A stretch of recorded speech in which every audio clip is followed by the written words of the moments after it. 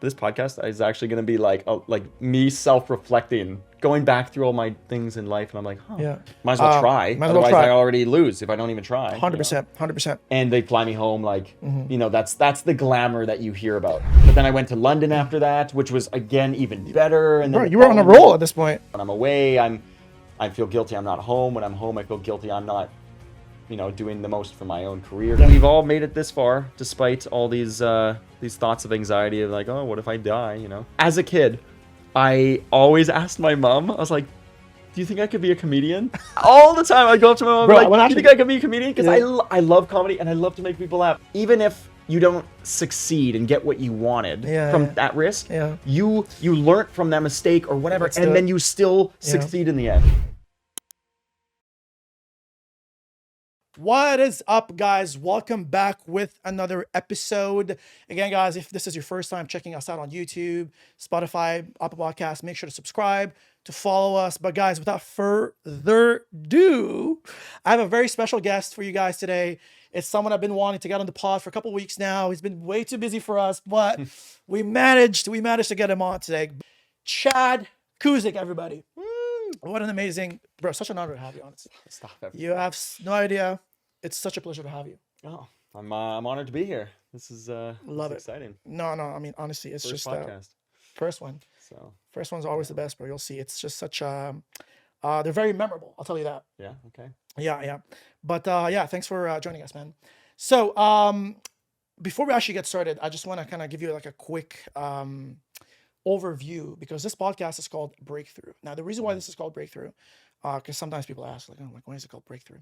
The reason why it's called Breakthrough is just because we want to inspire people, who are watching at home, listening, who have a goal, have a dream that, they're a little bit scared of like chasing. And I just honestly feel like if you listen, watch, if you really see someone going at it, chasing their dreams, making things happen, and if you be like, hey, like, listen, if this guy can do it, then so can I, right? Inspire. So yes, and because we often like don't celebrate the small wins, and we often like associate breakthrough with something big in our career, like like a big role or like a Promotion, promotion, or something huge, right? But I mean, breakthrough could be something like as small as just going and realizing like, hey, you wake up in the morning and you're like, yes, I can do this. Like having these moments with yourself where you realize you can do anything you want. So this is a breakthrough by itself, and I feel like it's often very it's overlooked. Absolutely. So this is kind of what inspired the podcast in the first place. But anyways, let's get into the juicy stuff. Take us through your because Chad and I actually met in through Jeremy, but I mean we both like train at Deb Badowski acting studio, so we kind of just like know each other from in that field. But Chad is also a model. He also like does modeling, which is amazing. Something I want to get into hopefully this year or next year, we'll see. But take us through your debut with acting and then maybe modeling as well after. Like, how did you get started? What were you doing before? I know you said you're from Winnipeg. Maybe take us back to Winnipeg, like how you got started. When did you come to Vancouver? Why did you come to Vancouver? Take us through the whole thing. Damn, okay. Okay. My story all began with acting, actually, way before I got into modeling. Nice. It was in theater. Oh. Yet, of all things. Again, from Winnipeg, from not even Winnipeg, outside of Winnipeg, like rural Manitoba, born and raised. And there was a youth theater, like a little musical theater for kids under 18 in a nearby town. And my brother had joined it a couple of years before I did, and I always looked up to him, and I looked up to this exciting endeavor that he was chasing. It looked so much fun too. Like the kids were all older than me, and so I was like, how you kind of like look up and idolize kids who are older, like, oh, it's so cool. But he was doing this youth theater, and I remember quite vividly how nervous I was to audition, because I was of the age where I could join, but I was so my nerves were insane going in. So I remember skipping it the first year where I was like, I should do this. And I was like, no, I was too scared. I couldn't do it. And then the next year I can't remember if my parents helped push me to just try. Kind of like what we were talking about earlier. Like, you just gotta just throw all your nerves behind, be like, whatever, it doesn't matter if I get it. Give it a chance. Yeah, exactly. Give it a chance. So I finally went in. and auditioned. And I still remember being in the room. It was with the director. Her name is Alice Young. Yeah. She is such a sweetheart. I think she's still involved in it. They're still doing productions. I'll go back every time I can. Yeah. To watch them. But she's such a sweetheart. Mm-hmm. And I remember walking into the room and like the nerves kind of disappeared. Like it was really heavy at first, and then I walked in and it was just like her and I think one more like someone else working with her up there, and she was like, "Oh, just like read off like." She's like, "Oh, how's it going?" Like, "Oh, Yeah. I'm Alice. Like, what's your name?" "I'm Chad." I'm so timid. And I go in and she gives me, I think, a small scene from like something Disney or something like super animated, something good for kids kind of thing. Yep. I wish I remembered actually what she had me read, but and I read through it and I was like, okay, like this doesn't seem so bad. And I got through it and she was like, "Oh, that was wonderful." She gave so much encouragement. And right, you would think that something would be like, oh, like I don't know, did she like it? Yeah, like super like masterpiece. Critical. She was so supportive. I guess maybe she could see how nervous I was. Right. But it was like once it was over, I was like, that wasn't bad at all. And I should actually be thinking about that moment more because like that could even help. That could apply now. Yeah. Going in now, I have some audition. I had a callback actually the other day just for like some little short film. And there was these two girls that were reading for me, and like one was the director, she wrote and everything. And so I was doing the callback, and I found that I all of a sudden got these nerves. I didn't feel like fully prepared or stuff and stuff. But I should have just thought about back then like it's really not like why make it a bigger thing than it is.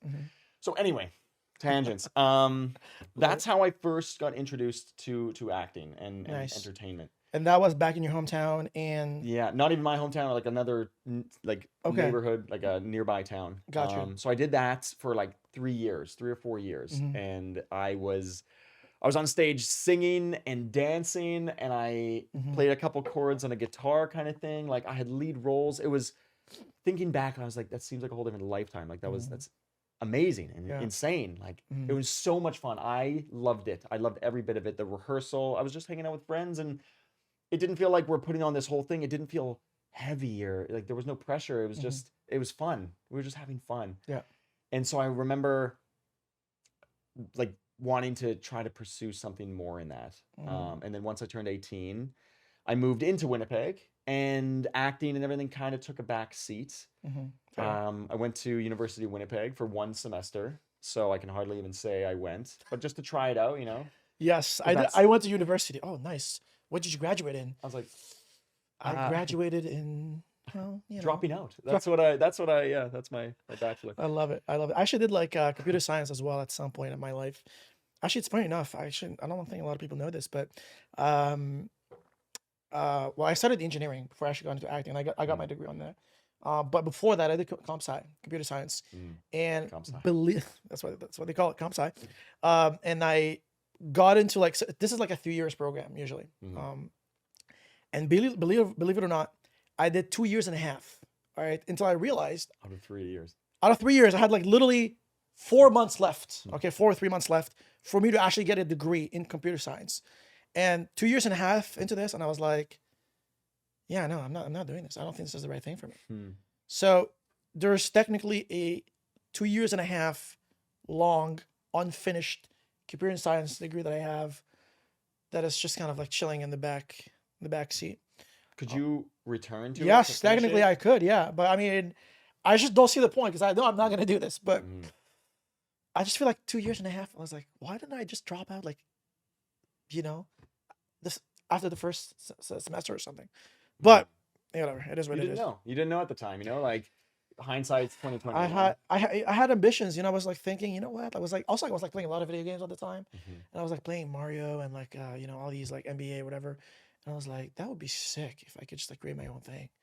That's kind of like what was going through my head at the time. And I was like, yeah. But then 2 years into this, and I was like, and I also saw like how like heavy, like coding dependent, how coding heavy it was. And I was like, yeah, I don't think I'm going to do this in my life. Like, it's just like, it's never too late, like say all of a sudden you have the passion comes back or whatever, it's Yeah, I just feel like knowing what I know now, you know, with my business, with the acting, just so much going on. I just feel like it's just not a route I would never ever. I would literally have like all. I mean,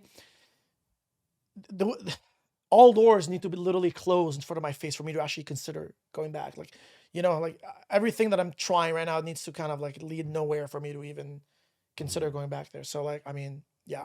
Slim chance, but you know, again, never say never. Yeah, it's always there. Never say never. You can Yeah, always return. Yeah. Love it. But yeah, you were saying so. Right, university. How much I didn't go. And then around the same time, so right around when I graduated high school. Yeah. One of my best friends at the time, she had an older sister who was in modeling. She did some modeling. She went to Toronto and did like a pageant or something like this, if I recall correctly. But she did some modeling. She was always like, you should get into it. You should try. And I was like, I did not see myself in that way. I remember looking at, it's so interesting. I remember looking at fashion magazines and being like, that's so cool that those people can do that. Right. Like, I could never. Like, this ain't me. Yeah, that's not something we can do. That's like those people, that's their job. Like, that's so cool that, you know, these other people can do these things. I didn't look at it like that's a job that you automatically excluded yourself. Like you were like, you know what, these like we're not in the same category. Like these guys are just, you know, they do their thing. Yeah. I did not see myself like that. You know, like crazy, insecurities and like hormones, and I'm sure that all. And you were also like pretty young too at the time, right? Weren't you? That was like 17, 18. Yeah. Right when. Yeah, no wonder. Yeah. When she was like, "You should get into modeling," I was like, "Yeah, right." Like me, I had a gap in. That's a good one. And like, yeah, I was like, "That's a funny joke. You should be a comedian." But so she would tell me, and I would be like, that's so funny. And so she would, a couple months later, she'd be like, you should try it. What do you, why not? Genuinely, yeah. Why not? Yeah. And so eventually, after like a year of her harassing me, I saw online an ad for for a modeling agency in Winnipeg, and I was like, interesting. Kind of looking at like, is that a sign? Even though it was just online, like it's an ad. There's thousands of ads, you know. Right. And then I remember seeing in the newspaper, because we had newspapers every Saturday. We'd get Saturday news. So you were reading the newspapers? This was like. We had cell phones and stuff were out, but like this was, I don't know, we always had a newspaper. Man, and like, I love it. I want to go to Winnipeg now. Aging myself. Man, I can't remember the last time I actually looked at a newspaper, let alone read it. It's nostalgic for me, you know, like Saturday it really morning is. I love the comics. That's so fun. Like the Sudoku and crossword. Like yes. That's I was excited for those things. You know, I actually remember, now that you mentioned that, like way back, okay, like when I was like super young, like freaking 12 or whatever. I actually had a subscription because I'm from Quebec, Montreal. So like I had a subscription to, I think, La Presse, or like one of those like French newspaper. And I was so like, I was so ecstatic because I had like a student discount. And I was like, every morning I would have the mailman, the mail guy come in and drop the newspaper at my doorstep.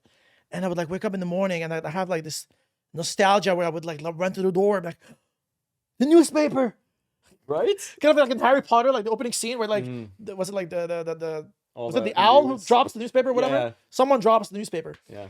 Oh, man, what a throwback. Yeah, love it. So, yeah, newspaper. So I remember seeing an ad in the newspaper as well, right? Like within a couple days, I want to online and in a newspaper, and like even online, like I would never go. We had dial-up, right? So like that's too much of a coincidence, bro. Well, that's I mean, you know, serendipity. That's a sign. That's gotta be a sign. Serendipity, you know? Yeah. Looking back. Yeah. So I saw it in the newspaper too, and I was like, like maybe what is life telling me? Yeah, maybe I should actually act on this. So I took those. I was like, okay, maybe she's right.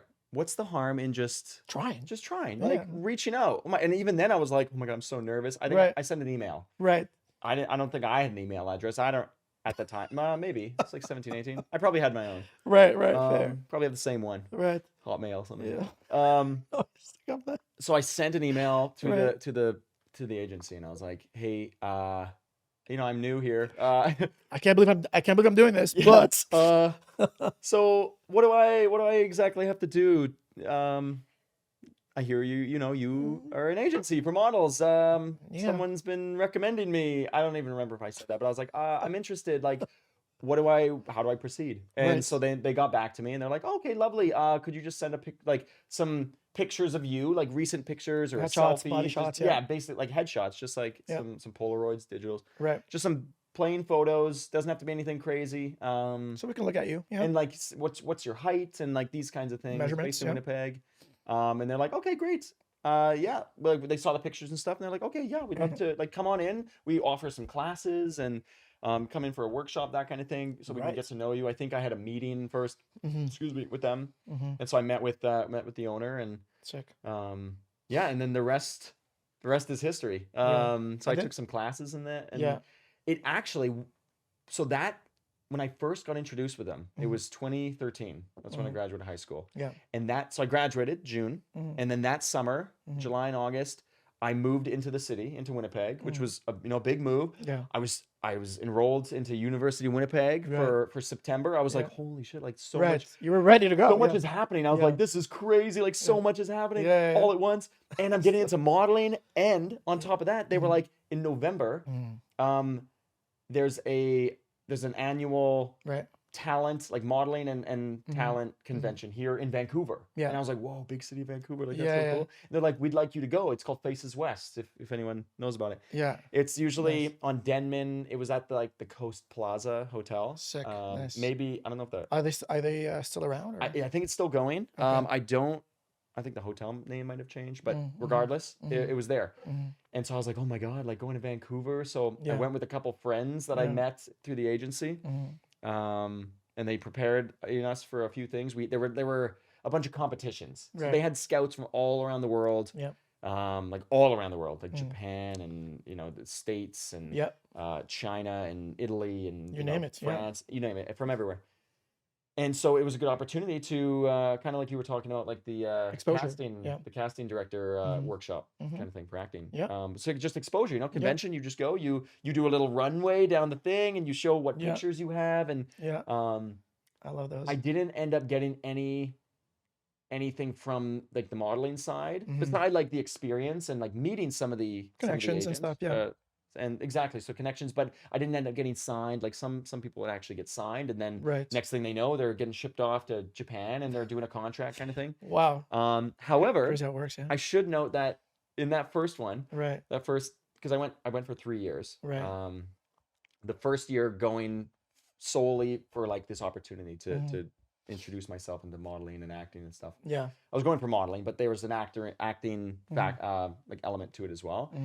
And they made us go in all the different competitions because again, why not? You're there, like you might as well. Literally. And so we had to make a commercial. Like a minute long, or 30 seconds to a minute long, some sort of commercial. We had to come up with the script and then we have to go up on stage and do it as though it's a improv it out. Yeah, exactly. Like you could improv it, but like they wanted like, write a little script and stuff. I remember like I didn't have anything prepared, and I was like, I can't think of something. Like I'm such a perfectionist that I was like, I would think of something, and I'm like, no, here's too many flaws. I need to rehearse the shit out of this before I actually present it. Yeah, I wanted to be perfect. I'm gonna go on the stage, and what if I embarrass myself?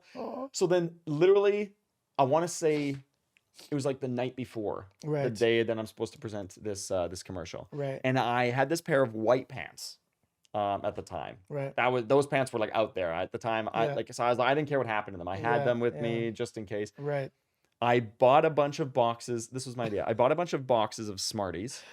And I had a hot glue gun, and I glued all these boxes of Smarties to my pants. No, you didn't. And they were Smartie pants. Like you call someone, what a Smartie pants. And that was the concept. So I go on, what got them right off the bat. Because I like kind of improv'd it. I kind of wrote like a little bit of a script that like I got some guidelines. But then I went on and just hearing the boxes full of Smarties going like as I walked on. I mean, that must have gotten their attention. Immediately, like they were laughing, and I was like, oh damn, like okay, this worked. This is working. And then I said like Smartie pants, like do you have a test coming up? I actually this was I think one of my lines, selling points. I was like, do you have a test coming up? And that you don't feel prepared for, just put on Smartie pants and you'll be good to go. They give you the smarts that you need, something like that. And it blew them away. So and cheesy, I was like, and then I walked off and I was like, holy shit, that actually worked. Like, They loved it. I got first place. There's like hundreds You got of first people. place? I got first With your place smarty pants? for these smarty pants. Crazy. Which is the crazy thing. It's like it was for acting. Like I was there for modeling stuff, but Who I was knew, like man? Smarties and pants going together. Like, it's just threw it together last minute. beautiful Like combos. I love improv. Strawberry bananas. Oh my god, seriously, milk and cookies right there. So yeah, it was just this kind of beautiful moment that I feel like this podcast is actually going to be like me self-reflecting, going back through all my things in life, and I'm like, oh, Yeah. wow, these actually impacted me more than I thought. kind Yeah. of thing. It's Changed good to my- reflect on them. It's just Mhm. when you you would think that something would never work, and then it's like, oh, this is bad. It's not good. They're not gonna like this. You just never know how it's gonna turn out, man. Like, it's just Yeah, just gotta go for it. you Take gotta go risks. for it. Yes. I mean, what did you have to lose anyway, right? This is Literally nothing. like, you were already there. Like, yeah. I mean, you started with nothing. It's not like you right. Like, it's not like you were gonna lose the thing that you had. You had nothing in the beginning, so Yeah. it's just Might as well try. might as well Otherwise, try. I already lose if I don't even try. 100%. So, So that was modeling. Now, mhm. how did we get into acting? How did um, acting come up after? so it was always something that I Yeah. wanted to do, but it kind of took a back seat ever since I was in that theater, and then Mhm. that year when I went to university, sort Yeah. of, and moved out, and Yeah. so modeling kind of took over. Mhm. I didn't do much from that time when I finished Faces West, Mhm. up until 2016. Right. So this was like 3 years later. I was just that time being, I was just working and living life, my late teens, early 20s. Yeah. I was like, going to the club and hanging out with friends. Living the life, just man. living the life, like Balling out with the guys. With yeah. And it was great. Had a great time, Yeah. But I'm glad that's behind me. Close that chapter. Yeah. And then 2016, Mhm. I went to Toronto for my first modeling contract, my first trip. Abroad, like, I mean, First, it's not abroad because it's still Canada, yeah, but it yeah, was I like guess. my first move Right. away from the city on my own. Like Yeah. it was a nice step, nice like little stepping stone in Sick. the direction Yeah. that led me to where I am. Mhm. So I went there. I was there for like 2.5 months Nice. and didn't work a lot. And my acne was really bad, and Mhm. I still didn't really know much about the industry. I still felt so green, Yeah. but it was a nice introduction. I did. So did you live in Toronto? Is that what you're saying? Yeah, I was living in Toronto, just like greater Toronto area Right. kind of thing. Gotcha. But I had an agency in Toronto, and I'd Nice. go into the city all the time and Nice. just try to see if I could get book any jobs and stuff. I remember going to Just try it out, castings with yeah. long lines of people, and I was like, oh my god, this feels like so real. And so that was nice little Nice. dip. So that was like toes back in. in what year? 2016, Okay. February. Wow. Okay. Is when I left, and I was there like 2.5 months, and then Mhm. my mother agency in Winnipeg. So I went back to Winnipeg, and they kept pushing out my materials to try to agencies around the world. Get into something. Yeah. And then one stuck in Greece, in Athens. So In Greece. in Greece, of all the places, My God. it's not a good money market, like to make a bunch of money, but it's a great market to go. There's lots of photographers. You can go and build your book, which is, Right. I mean, you're going to Greece, bro. and- There's no way you say no to that. I mean, Free trip to Greece, like. exactly. But I should preface, it wasn't as glamorous Right. as maybe it sounds or Right. what it's made out to be, Right. especially this trip, because I was broke. I had no money. Fair. And my agent's like, you're going to Greece? Like, do you want to go to Greece? You'll go in the fall of 2016. I was like, oh my, yeah, that's, why would I say no? I remember where I was. I was working at Earl's at the time. Right. That was the beginning of my Earl's career. Love it. And I was a busser, and I remember where I was in Earl's Polo Park in Winnipeg. Mm. I was in the dining room when I got the call. Yeah. Mid shift, I think. Mid-shift. Like it was quiet. Maybe it was right before we opened. But I remember getting the call, and I was like, just ecstatic. You're working, you get a call, and then all you know is I'm like, out of here. Like "Wait, I'm quit." going to Greece. Wait, Yeah, literally. I was like, love it. a server That's came up, so- and I was that's like, surreal, I'm bro. going to Greece. Like in a couple weeks. They're like, what? Crazy moment. So when you auditioned for this, did you know it was in Greece, or you didn't know that? I didn't. Well, it wasn't an audition. It was just my agency. Oh, should they submit? Submit my book, Oh, like what photos interesting. I had. And So you don't go through like an audition process in modeling. there are for jobs. Mm. So the first you get placed in a city. Okay. This is one of the routes to take. You can get Interesting, direct okay. bookings and stuff, but Mm. I wasn't at that level yet. So I'd get an agency would see my photos online or have a call with me or whatever and be like, oh, we see some potential. We think he could be a good fit for our market. Interesting. And so my agency in Mhm. Athens said like, yeah, we'd love to sign him. Like, when can he come out? So then I went out for the fall. Damn. Like 2 months. I went 7 weeks. I lived in Athens. Wow. And again, nothing glamorous. I was Yeah. broke, and So you didn't get to see anything because you were broke. I walked around Athens itself. That's as far as it got. All like, well, yeah, I didn't go to the islands or anything. Like, Santorini and all. nothing. Like, I was like, I had no money. Like, I can't afford to Right, take these risks. And what a story, man. That's amazing. because I didn't have a flight home. I booked a one way.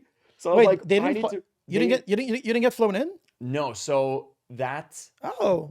can happen if you like a client books you directly and they want you to work. Say like, interesting. Okay. this didn't happen. Okay, that makes more sense. Say they're shooting in Paris. There's a shoot and they're like, we want Chad Kuzyk. And like, we will fly. Like, we know we want him. We've seen his work. Like, we want him. We're going to book him. Yeah. So in that case, they want me so bad. They would fly me straight to Paris, whatever, for the job. I'd do the job. I'd make, $1,000, couple $1,000, hopefully. Yeah. And they'd fly me home. Like, that's the glamour that you hear about. That's like the 0.01%, like so few. Right. I was living 1 in a million. Yeah. Yeah, exactly. So for me, it was like, I pay for myself to get there. I pay for the accommodations, everything. Even the accommodations. In this case, they fronted me the accommodation. So they gave me the place to stay. Okay. And then they just deducted at the end from what I owe. Makes sense. Sorry, not from what I owe, from my earnings. Your earnings, yeah. So like, I ended up breaking even, which is, I guess, better than owing money. Especially for the experience. So the entire trip so you basically just like broke even, right? I broke even, but totally worth it. Yeah. For like my first trip abroad, and like that also meant like I did work. Yeah. Again, the rates in Greece are super low. Like, their economy is not super good. So I was working. I remember doing like full days of shooting suits, which was awesome. Like, my God, like, if I could, I would love to just rock a suit every day, all day. Like, as long as I didn't have to work out hot in the sun and like I'm sweating and stuff. But if I could just like sit at a coffee shop, like read the newspaper, that's my dream. Yeah. Not every day, but you know what I mean. But so I remember wearing suits all day, and I got paid like €80 for the day. That's like, it was like $120 maybe. Yeah. Kind of thing for the day, which is like pretty good. That's pretty good compared to like here, like minimum wage kind of thing. 100%. But then compared to like other markets, it can be so much higher, which is kind of what I got used to later. I did book a commercial though, which is what helped me break even with Volkswagen. Oh, which is on YouTube. nice. Like, it's still there. A very small part, like not speaking or anything. Right. I'm just like running past a car as like someone's hugging it. That's like the whole concept. Is like, right. Just, they're like loving the cars, but love it. So yeah. Anyway, great. So I'll get to acting. I'll kind of speed through. So that was my first trip abroad. Great experience, incredible experience. And then the following year, I went to China for another I went twice that next year. Nice. Where in China were you? Maybe just once. I went once. I went to Guangzhou, which is in the south, third biggest city. So I was there for 4 months, right near like Hong Kong and I think I know where that is. Yeah. So I was there for 4 months and made some money. Yeah. And I was like, oh, okay. Yeah. I can make some money. The culture shock was intense. Like, that could be a whole nother hour podcast of me talking about my experience there. The culture, yeah. But then I went to London after that, which was again even better. And then you were on a roll at this point. Yeah, every year I was like going on more and more trips. At the time, my parents were building a house, and my dad wanted to do it all ourselves, like instead of hiring a crew, like to save some money, like self-built. Yeah. So wow, nice. I bring that up because it was this big guilt factor for me, because I kept leaving. I'd leave for 4 months. So you couldn't help. Exactly. Then I'm away, and it's just my parents building this house. My brother was super busy doing his PhD and stuff. Right. So I felt so guilty. I'd be away, being like, wow, I'm chasing this dream. But then I was like, I got to get home because I got to help my parents so they don't, work themselves into the ground. And so it was this constant battle. When I'm away, I feel guilty I'm not home. When I'm home, I feel guilty I'm not, doing the most for my own career kind of thing. Fair. So that went on up until COVID, and traveled kind of all over. Got incredible experiences, met amazing people. And then COVID came, and then that locked me up back at my parents. So for the first time in like many years, I was back at my parents, being like, okay, this should only last, a couple weeks, right? The news was like, okay, we're extending the lockdown another month, another 3 weeks. And we're like, I was going crazy. So then from then That's on, hilarious. like 2020, I Yeah. started coming out here to Vancouver again. Like once it started with like once a year, I'd come out because I was going crazy. My parents, I'd come out here and stay with some family and just experience the city, and then I'd go back. And then I came out the next year twice, and then I came back the next year 3 times. Yeah. Just more and more up until I guess I was like 2018. Even while I was traveling, I was coming out here. And then so fast forward to 2021. Is that when you first Midst COVID. So that's when I that's when I moved here, 2021. 2021. Okay. And so right before I moved here, I came out here for a trip in the spring. Cool. And ended up staying for like 3 months with my cousin. Bless his soul. He was so generous letting me stay with him. Yeah. We had such a good time. We're like similar, the same person. He's still here? He's still here, yeah. Nice. Lives in Burnaby. Nice. And during that time, I went and played some volleyball. We were like very sporty. We'd go snowboarding, we'd play soccer, volleyball, all the things, which I loved. And then so we went and played volleyball. And one of my friends, Deb, maybe you know her, Deb Ruzick from also from the acting scene. Okay. Also from Winnipeg. There are some people that I actually seen, just not quite by name, but yeah. Like similar circles. Yeah. Rings a bell. So she was coming on. She was coming to play with us. Nice. And she was like, "Oh, do you mind if I bring some friends?" And we're like, "Totally." Like she's like, "Yeah, they're also quite sporty." Yeah. And one of them being Tyler Roberge. Yeah. Which was my roommate. So I met up with him and we played volleyball. And then from that time on, for like 2 months, I want to say, we played volleyball. Yeah. Like every day. Wow. No joke. I wasn't working because I was just here hanging out. Yeah. He wasn't working at the time. Yeah. We would play beach volleyball every day.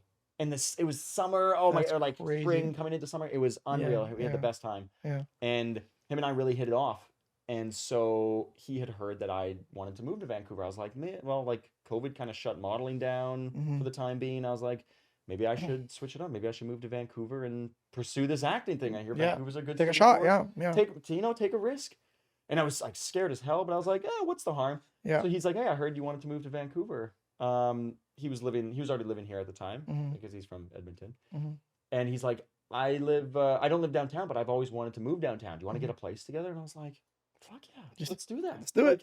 Why not? Yes. In the back of my head at the time, I remember thinking, I was like, I don't know if this is actually going to happen. Like, kind of like all those other things, like the modeling. I was like, well, they're not going to like me. Like, I reach out to the agency, they're not going to like me. So at least I can say I tried, you know? Yeah. Same with that first audition for the youth theater. I was like, well, I can just go and like, I probably won't even get in. You know? I was like, what's the harm? Like, let's do it. That could be fun. Like, the idea of it is so enticing. Yeah. And so I was here a couple months, and then I went back to Winnipeg, and I was living just a unfulfilling life. I was like, my savings were going down. I was like, what am I doing here? But Ty kept sending me listings to apartments, and I was like, yeah, okay, like I'll check it out. And I was like, this seems cool. Yeah. He finally sends me one. He's like, this is the one. We need to apply right now, like because they get scooped up so quick. Yeah, 100%. And so I was like, yeah, okay. Again, back in my head, I'm like, well, we'll see. Like, I don't know. We'll see if we even get approved. Like, I don't know if this is gonna happen.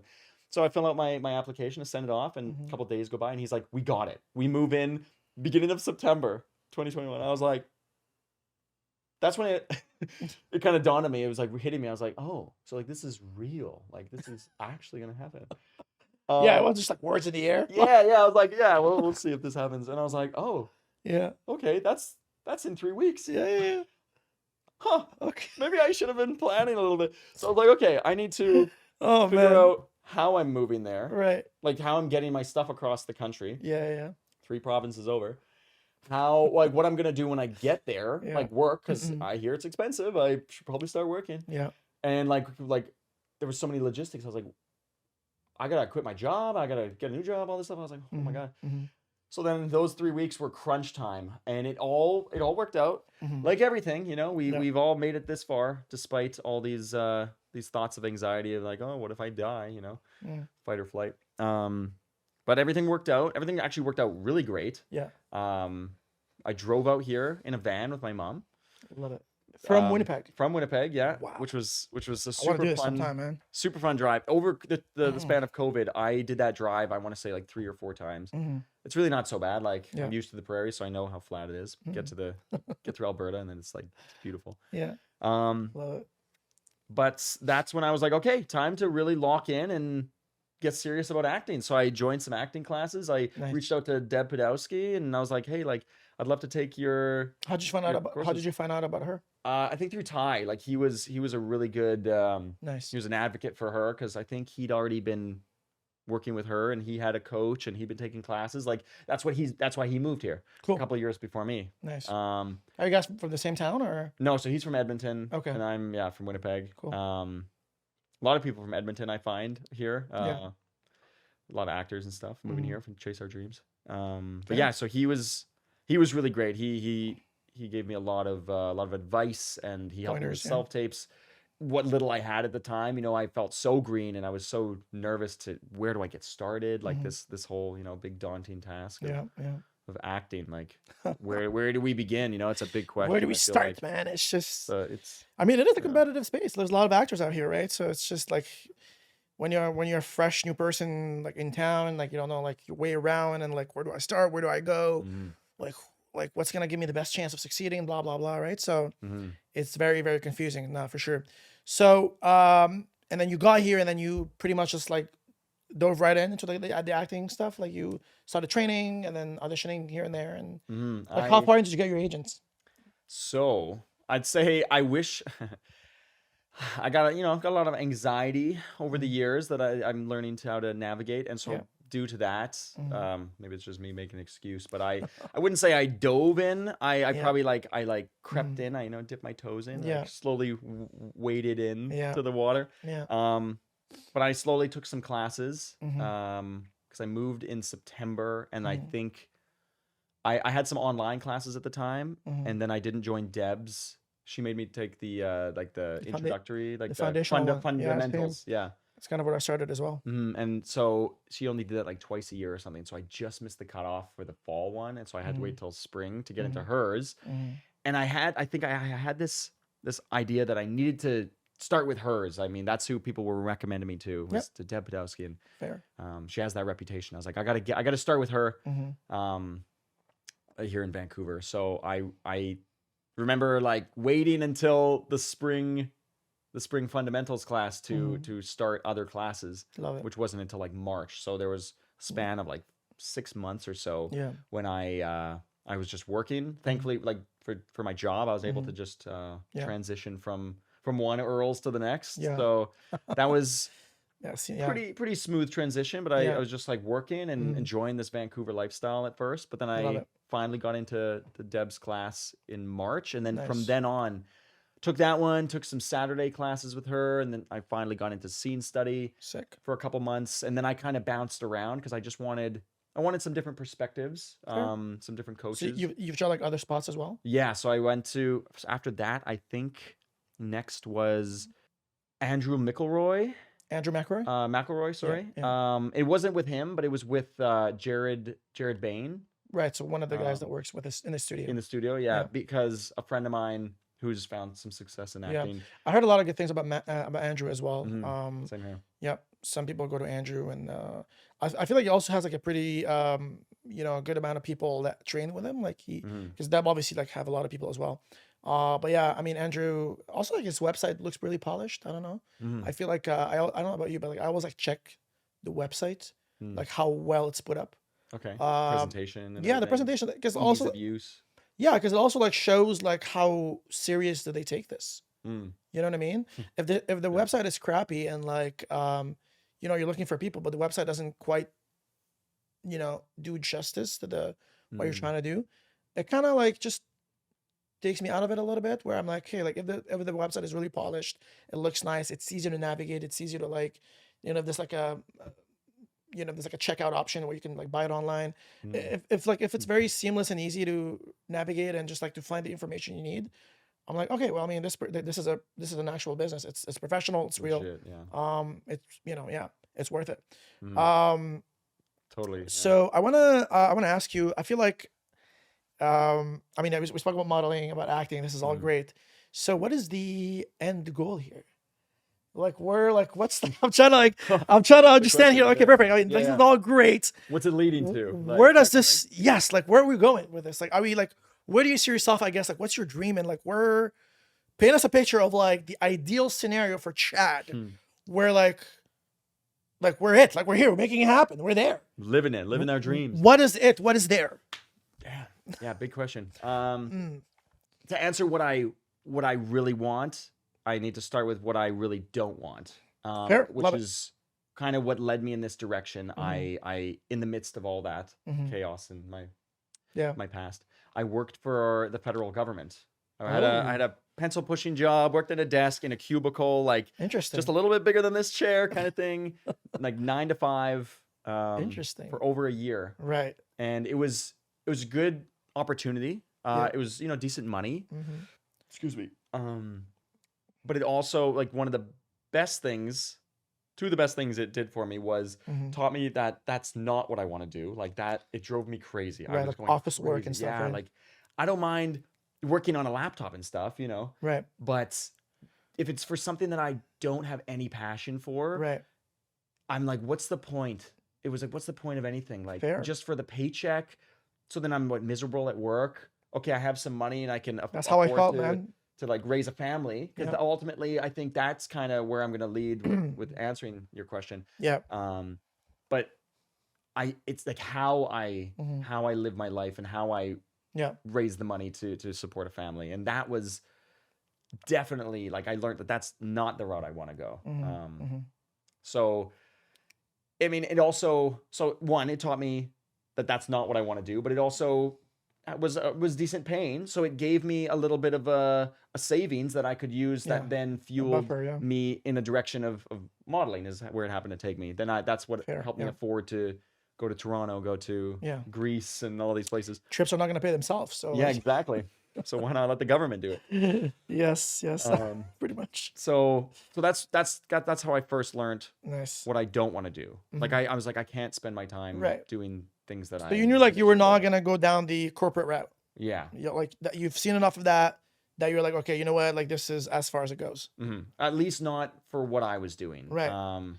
Like maybe if it was something that I was more passionate about, like I do like to help people. Right. So, somehow if I come back to something corporate, but it's something that I can you make an impact in someone's life or something. Yeah. Fair enough. Now, if you were to get a role where you are in an office, this is your day-to-day job, would you turn that down? No, I was like, that's totally different. Like, bro, that's something else. Hell no. It'd be like, because I'll tap from that, right? Like I'll be like, yes, I know what that's like. Yeah, I've been there. At least then, like I know how much I hate this. To give me that role, because I'm like, I've done that. Like I can. You want me to be a miserable employee? I can do that any time of day. That's funny. So yeah, it showed me that that's not what I want to do. Yeah. But what I think what my dream is now, like it's always kind of changing, I suppose, at least a little bit. Yeah.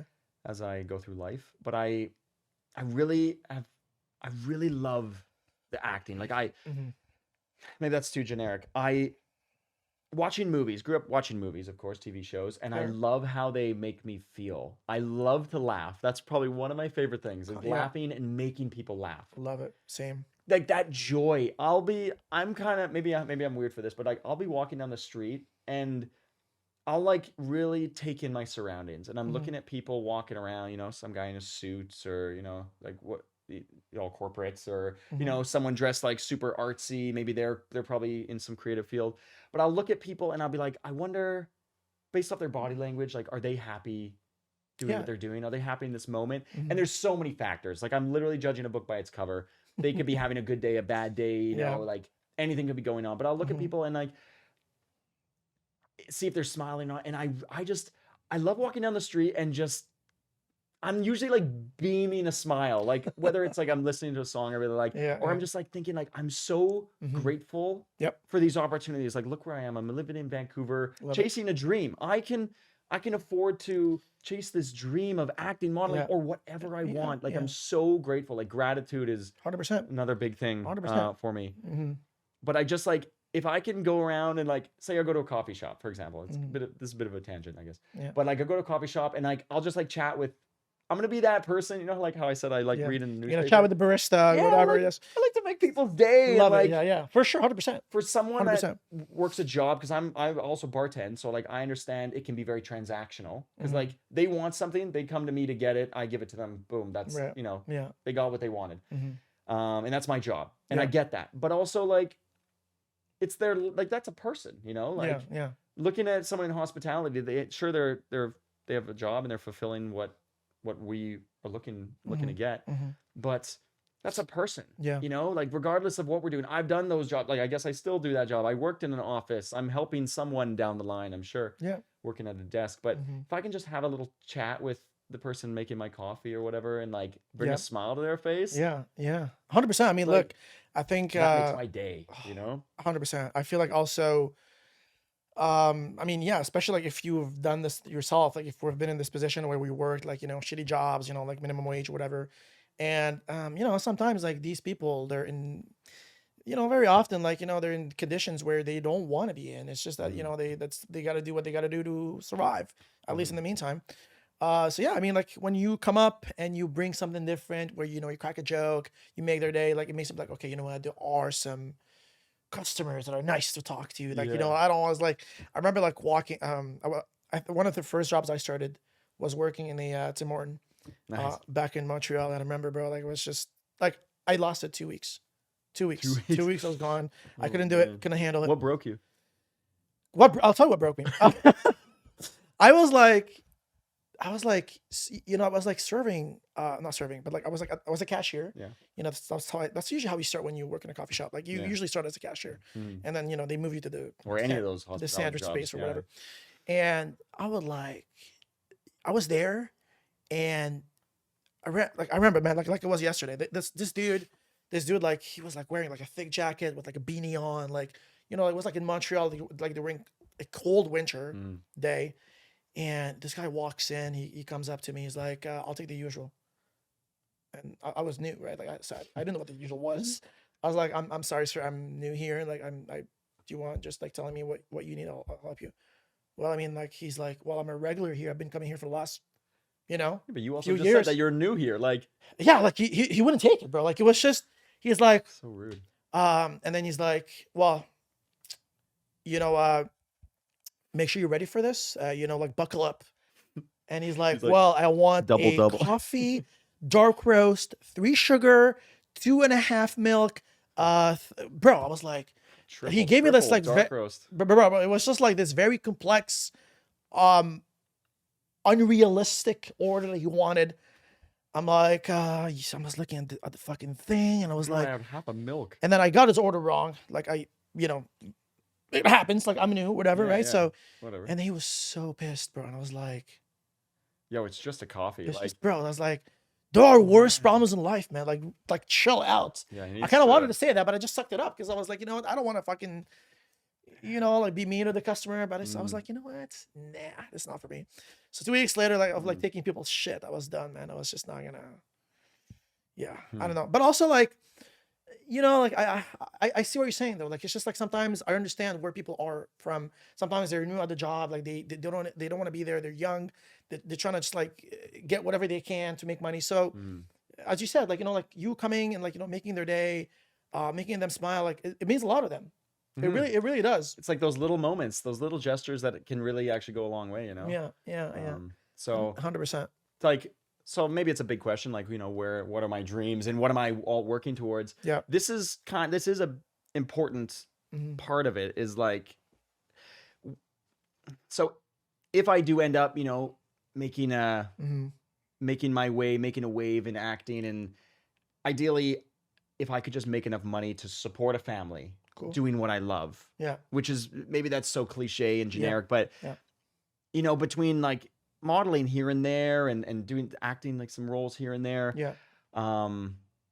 It just keeping those doors open. But the main point is that I just want to, like, this sounds so silly me saying it, but Right. like I do want to just make the world a better place. Like, and it can start with like little things like that. Love it. Yeah. Like this is truly what I believe to my core. That's why I'm walking down the street and I have a big smile on and I look around and I'm like, oh man, like if you do this, you walk around, you'll notice how many people, they'll just have a neutral face, which is so fair. Like, I'm nothing against, you know, and you don't have to be, you know, beaming, big smile all the time. And I'm not either, but I like to take a step back and just be like, okay, I'm alive, I'm healthy, you know, like I'm in a beautiful city. I have a good support system around me, you know, like all these things. I try to really reflect on those things. But I like walk around and I'll be like, oh man, some people just don't seem that excited about life. And I'm like, we're so lucky to be here, you know, like, because a lot of them take it for granted, bro.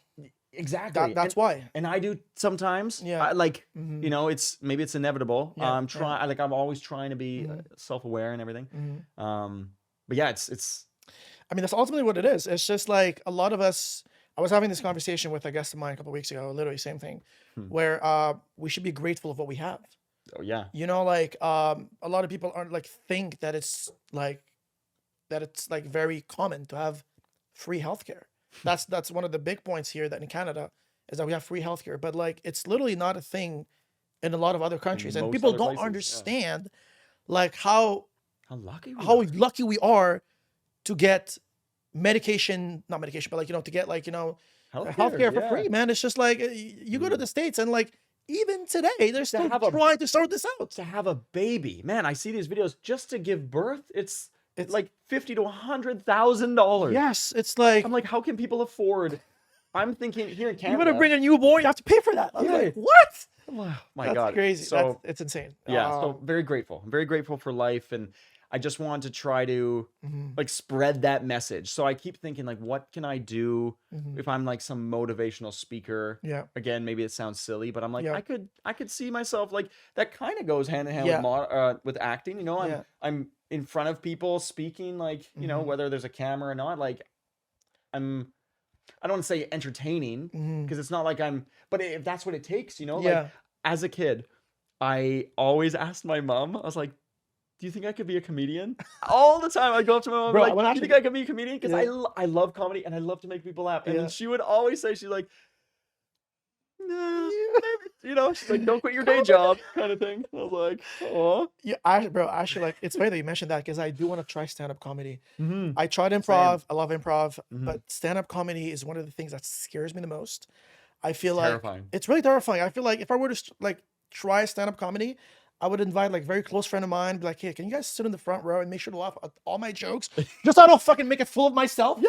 You know what I'm saying? Like, just like, you know, just giggle, if anything. Like, but just make something so like if my joke doesn't land, make it look like it did, right? Like some people at least got it. Well, so something that might help you is something I heard. Yeah. If the crowd likes you, like it's the energy. It's not what you say, it's how you say it. It's the energy. Exactly. And if the crowd already likes you, like if they're your friends, they're already gonna be rooting laughing. for you. Yeah, they're already rooting for you. Like I think I heard that from a stand-up comedian or something. But I like that you mentioned that. You brought that up because I'm in the same boat. I want to do that too. I went to a little maybe we should like chat and we should do it. Do it together, man. There's one in Gastown, like Mountain Bear or something. Something. Like, but there's a stand-up thing that you can go and you do like 5 to 7 minutes or something. Right, like a small crowd to practice in the beginning. I think we should do it. Like if we went together, we could hold each other accountable. Let's do it. I'm fucking down. I'm so. You know, like, fucking look. I mean, what's the worst that can happen? Like, it's not like.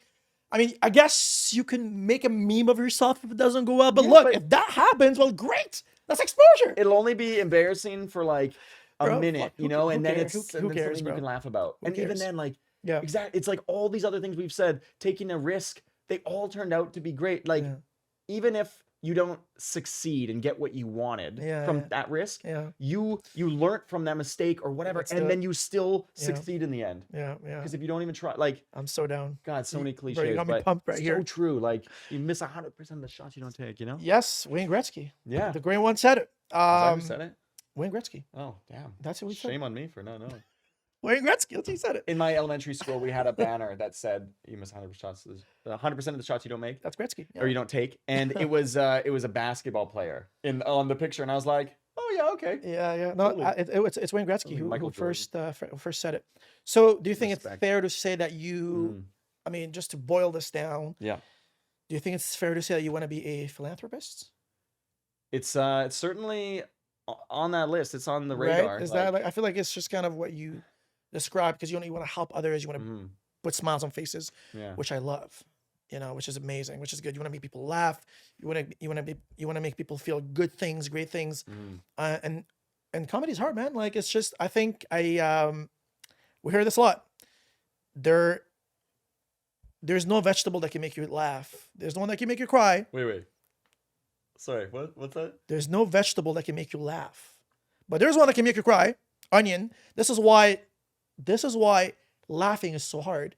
It's just because this is something that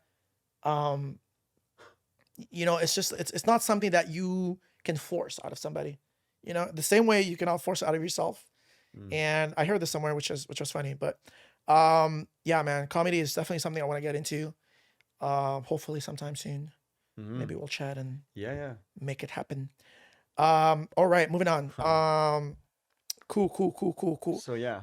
How do you find like the industry so far, as far as like, do you find like this new way of like auditioning, like as far as like, self tapes? Because before that, I know you weren't In acting at the person. time. Yeah, it was like in person. You used to go in the room and you used to like chat with not chat, but like you used to like just go and like make a first impression, hopefully Mhm. like just make a first, yeah. So but now you don't get to do that because it's all self tape. Do you like this new way of like this new norm? Like, do you feel like this is good, this is working out for you, or do you want to go back Mm. to the old days where In the room, yeah. yeah, because I guess you kind of experience something like this is it like this in modeling where you no, not really, No, right? so it is like there's a lot of similarities. First, love that. I love that saying about the vegetables that can Yeah, make you laugh and cry. Never heard that before. I really love that, and yeah, that's gonna sit in here rent free for a yeah, while. good. But yeah, for your question, so with my first mother agency, Hmm. modeling agency, Hmm. like I was saying maybe before we started recording, Hmm. these smaller agencies in smaller cities, they branch out wherever they can, Hmm. because it's a smaller industry, and so they're just trying to get whatever, dip their hands into all the buckets kind of thing. And I bring that because so in Winnipeg, that original mother agency, they would send me to some acting auditions. Hmm. So I have been to my fair share of like in-person acting Okay, so you auditions did experience that. years ago. Mm. And it's a shame because at the time they didn't prepare me, because they were kind of just jack of all trades, Hmm. master of none. I Um, love it. That's so funny, bro. they would send me to these auditions Hmm. and with no preparation. I did theater when I was younger, Right. but now this is a couple of years later and it was film and television. I remember going Hmm. into the room. They Hmm. would send me the sides on the way. They were like, "Hey, there's an audition for this show. Um, today at 3 p.m." It Hmm. was 1 p.m. And they're like, "Hey, can you go do it?" And I'm like, I guess. So I'd like Yeah. change my schedule around if I could. Move some stuff. Yeah. Print off these sides. I'd be reading them for the first time in the waiting room. My goodness. And I'm like, just I'm already a nervous guy. And I was just like, Yeah. what? And now I'm like, just being set up for failure because You're unprepped. yeah, no Yeah. preparation. Yeah. And so I would go in and I dealt with Randy Hebert. Hmm. No, Randy Hebert. Jim Hebert. He was one of the casting directors in Winnipeg. Cool. Probably still around. Lovely guy. I wish I knew then what I know now. Hmm. Because I'd go in and he was like, "I believe in you. Like, just like you got to do your work." And I would look at him. I'd be like, "I don't know what that means." Yes. What I what does that know. translate into? Yeah. What do you mean work? I don't understand. He's like, you need like, Yeah. what's your objective? Like, what's your moment before these things? And I'd be like, I have no idea what you're That was like saying to me." Chinese to you. Yeah, That was like gibberish. So I'd go into these auditions Objective. I mean, all the time. yeah, Like I had quite a that's few, so- and I'd be like, I don't like what I can't be off book, nothing, because I'm like, I don't know what's going on. Like this is Yeah. my first time reading it, but it was like a very good experience in the fact that like Yeah. I got to experience it, Mm. and now I can compare it to what we have now, the self tapes. Mhm. I like the self tapes and I don't. I like them because you Mhm. can do it, you can film it 100 times, Send in your best take. exactly. Mhm. Which is nice if if that's what works best for you. Mm-hmm. But I kind of like the pressure. I wish I had more of the pressure of going into the room and you have one, maybe two Yeah. tries, Right. and it's in person. And so Yeah. you're in person, so you can actually, Mm-hmm. even if the reader's not giving you anything, Mm-hmm. you have a person you're reading with. I mean, I guess you are Yeah. there too, but it's like Mm-hmm. it's different. Like being in the room, the energy, you could Mm-hmm. like Mm-hmm. bring it in. So I wish we had the option, I guess, Yeah. so you could kind of go back and forth. Yeah. Um, but I mean, if we don't have any say in that, Yeah. self tapes are just fine. You can Yeah. do it in the comfort of your own home, which True. can be a pro or a con. Yeah, I mean, like, there's obviously like pros and cons to both. I feel like, as you said, like like just having self tapes where you could just send in your best take, do it as many times as you needed. That part is amazing. That part is good. But also, I feel like in person where you actually get to make it, because sometimes it's like an impression thing, right? Like Mhm. you also got to be likable, Yeah. right? Like it's like you got to be easy to work with. You got to be likable. They Mhm. gotta have a feel that like, okay, like this is someone I can work with. Is this someone who's gonna give us Hard time a on hard time on set, set? and You yeah, know, like resist and yeah, because like I mean, they don't want that. Like no production wants like someone who's just wasting their time or like like I've seen stuff on set where I was like, okay, I see like sometimes I see the director or the producer getting irritated over somebody, and I'm like, damn, okay, I didn't say anything, but I was like, it's not my place to say anything, but I was like, okay, I can understand why they would want someone likable and easy to work with they got a because lot on their plate. Like yeah, there's so many moving parts. they're moving quickly. Also, like when you think about it, it's not just the cast. There's like a full crew of people working.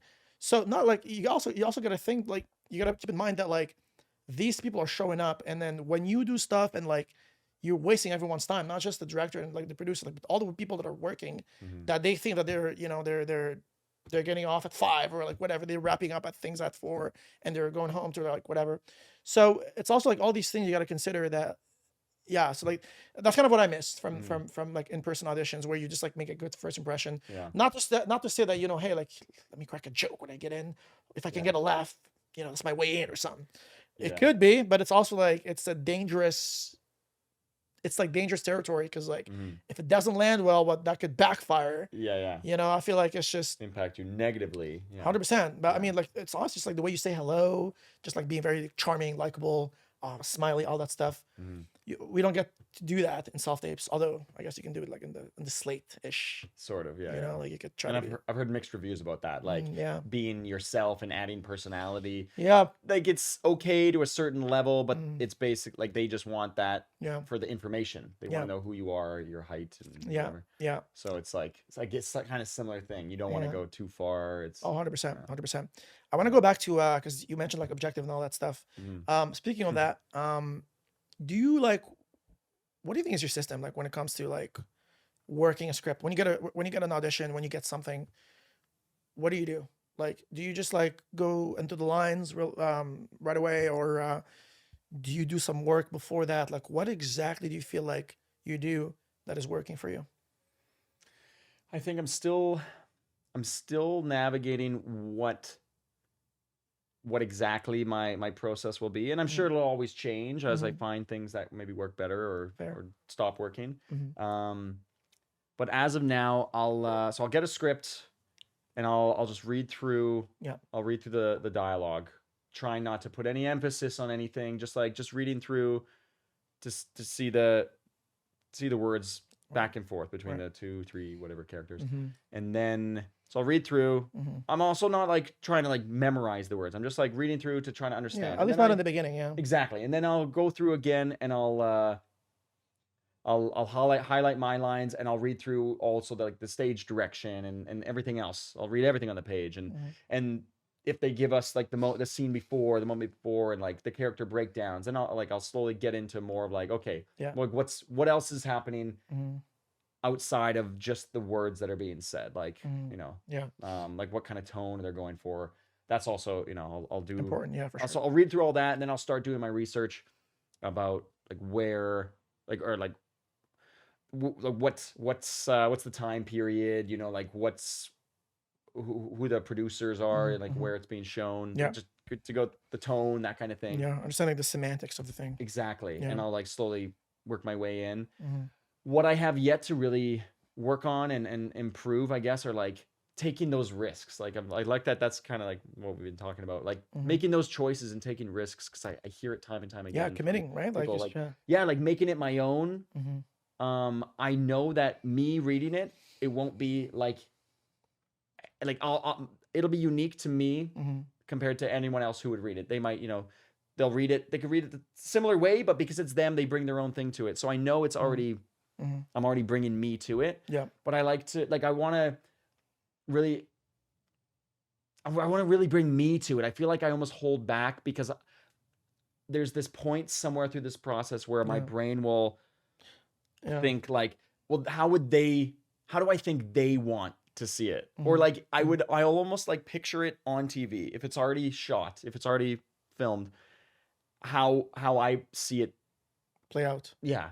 And so then I'll almost try to like recreate that instead of like relying on my instincts and like intuition and like, going that way. I find like those are my blocks. I mean, look, I think I couldn't agree more with this. Every character that we play, there's always like a bit of ourself in it. Like you're never not playing a character that's completely different from who Chad is or from who Ali is. There's always like a bit of like sprinkling of like Chad and like whoever the person is. Because at the end of the day, like you are the actor it is me playing it. Like there's no way you can play it if you're not bringing something within yourself to do it, like, or else it wouldn't be you. Yeah, exactly. You know what I mean? Yeah. So like, yeah, I mean, like, again, it's just that's kind of that's the $1 million question, man. Like, it's just like, how do you build a character that's compelling enough, that is different from who you are, but also not like, not completely different. There's always like a bit of you in that character. And I always like have these conversations with guests as well, like, like building, how you build a character and stuff like that. And there's always like a bit of yourself in each one. And also I feel like you got to go through shit, man, to bring that to life. And this is actually one of the best advice I've ever gotten in acting. The more you go through shit, the more you can like play it on TV, like, play like the more you can bring that into the character. Like, like it's just you gotta go through stuff. You gotta go through life. Like the more experiences you have, 100%. Like, you gotta go through stuff. The more you go through stuff, the more you're gonna be able to like play it out and stuff like that, right? This is why, like, if you're you're playing a drunk on TV, then go ahead and get drunk. I'm just kidding. Yeah. Be drunk. No, but you know what I mean? Like, it's just like, again, like, just like try to put yourself in the shoes. Like, if you have to play like a drunk scene, like, I'm not saying like go get drunk and go get smashed or whatever, but maybe look up a video or like maybe get a couple of shots, like try to feel it in your body what it's like without really fully going there. Just like to practice it, right? Like, just like try to go through stuff until it really like it's in your DNA, and like it's always going to be easier to play instead of like just like having to imagine what it's like. You know what I'm saying? Get the experience and actually like, you're 100%. doing your research. Like, totally. Yeah. Totally. All right, sick, man. So I think before we wrap this up, this is actually being like a really, really fun podcast, a really fun episode. Not gonna lie, learning a lot. Really, really good. Yeah. Before we wrap this up, is there anything that you're looking forward this year that you might want to share with us? It doesn't have to be acting related. It could be anything. Maybe resolutions. Like, I guess we're still kind of in the new year-ish. But maybe as far as acting, as far as modeling, as far as like any other thing that you're looking forward to, or is there things that you're working on that are coming soon? I don't know. Anything you want to share with us? Wow.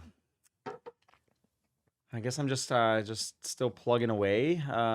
Just got a new agent, so see how see how that's a breakthrough right there. That's a win. Got an agent Let's go, man. Where to who's go? passionate and excited to work with me. So can't ask for more than that. So we'll see if it's congrats, man. like what we can stir up together. Excited for that. See what opportunities that'll bring. Nice. On the modeling front, there's little jobs here and there. I always, ever since COVID came and kind of slowed that dream down. Yeah, fair. Because now it took a back seat. I would love to go back to like Europe. Like I lived in London for a couple months and in Milan even.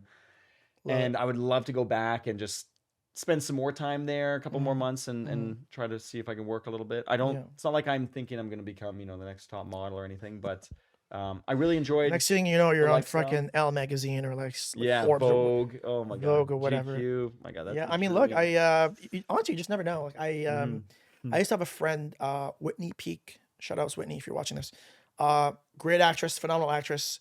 But as a matter of fact, you guys might know her like from the new Gossip Girl spinoff. Ooh. She got the lead actress on Gossip Girl. Ooh, congrats. So I mean, she got it a long time ago. I think the series. I don't know if it's still happening or if it's, yeah. But I know she was in Vancouver. We actually did a scene together, so that was fun. And then she auditioned for Gossip Girl, the reboot, and she got it. And the next thing I mean, how did I know that? It's because I was just, walking on streets and I saw her on a billboard. And I was like, wait, is that Whitney? I think it was like Elle magazine, I think, if I'm not mistaken. I could be wrong. Pretty sure it's Elle magazine. And also she was also on like Chanel, I think. Oh, wow. So I was like, wait, is that Whitney? Interesting. And then I Googled her because I wasn't really keeping up with her career. Like I didn't notice that it skyrocketed. Yeah. And I Googled and I was like, Gossip Girl? Wait, is it? I don't know if you watched Gossip Girl. I didn't watch the first one. Yeah. I think it was a good show. And I was like, damn, okay, she's got it. She moved to the States, like she's literally everywhere. On fire. So Nice. bro, you just never know. And you never know. This is someone I did a scene with, and damn, nice. Literally, just yeah. So again, we don't know how it goes, but nice. Don't give up your day. Literally, absolutely. What an honor to have you, man. That's such a pleasure. Yeah, this was great. That was fun. Hopefully, we'll have you again sometime next year, a couple months, whatever. Yeah. And let that go. Skyrocket, come back. We need to get that comedy thing going. Yeah. Stand-up comedy. We'll chat. Stand up. But guys, thank you so much for listening again. We'll catch you guys in the next one. Peace out.